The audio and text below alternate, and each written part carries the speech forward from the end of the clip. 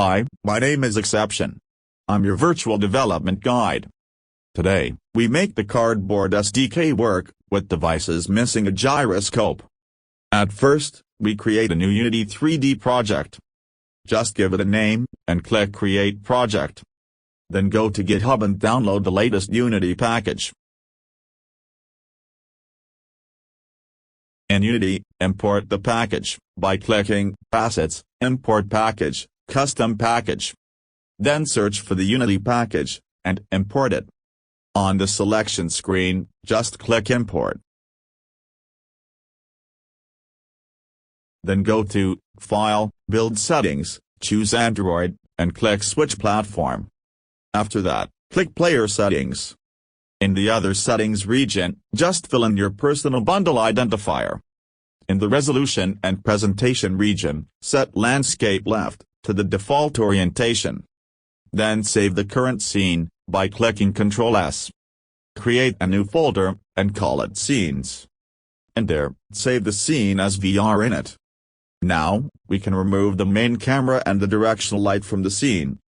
Then right-click on the hierarchy and create a new empty game object. Rename it to Player. Then select the GVR main prefab from the Google VR folder, and drag it into the Player game object. In the GVR main object, there is a head object, select it, and uncheck Track Rotation and Track Position. Save the scene. Now, create a new folder in the project, and name it Scripts.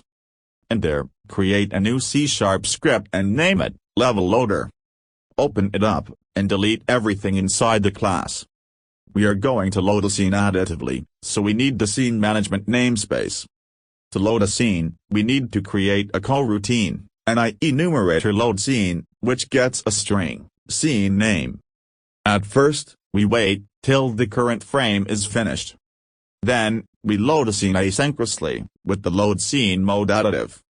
To create a reference helper, we just create a public static variable, called instance. And in the awake function, we set it to this. Back in Unity, we create a new empty game object, and name it Game Controller. We also create a new C# script, called Game Controller. Then we drop the Game Controller script and the Level Loader script on the Game Controller object. Save the scene. Open up the Game Controller script and delete everything inside. At first, we need the start function. And there, we start a new coroutine, called Start Game. The Start Game function is an enumerator. And there, we wait for the end of the current frame, and then, we load a scene called Game, which we create now.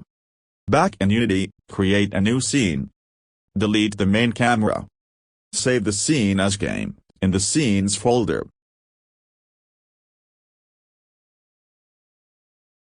Now, go back to the Build settings, and add the two scenes into the Scenes, in Build region. Beware, that the VR init scene, is the first one.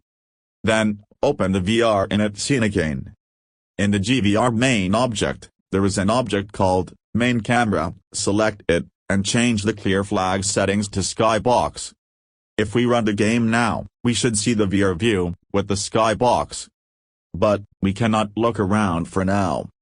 Next, we create our head controller script and drag it onto our player game object.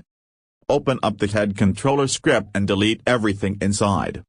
First, we need a public float variable named rotation speed, which gets a value of 8. Then we need a vector3 accelerator and a float heading. These two variables are used to store the current values of the accelerator and the compass. In the start function, we need to start the compass and the location service. Next, we need a setAccelerator function. And there, we store the current acceleration into a private vector3 object. Then, we normalize this value. And then, we are looping from the old stored accelerator value to the new value. The same technique is used for our setCompass function. Beware, that we are using mathf, lerp angle here. In the calcRotation function, we calculate our correct angles from the accelerator and compass values and return a vector3. And in the update function, we call our setAccelerator function and our setCompass function and set the transforms Euler angles to our calculated rotation. Now, we have a cardboard project, which we can use for Android devices without a gyroscope. Just keep in mind that in the game scene, the player will be set to the world point 000. I hope you liked this little instruction. If you need more information, or you have suggestions, just leave a comment.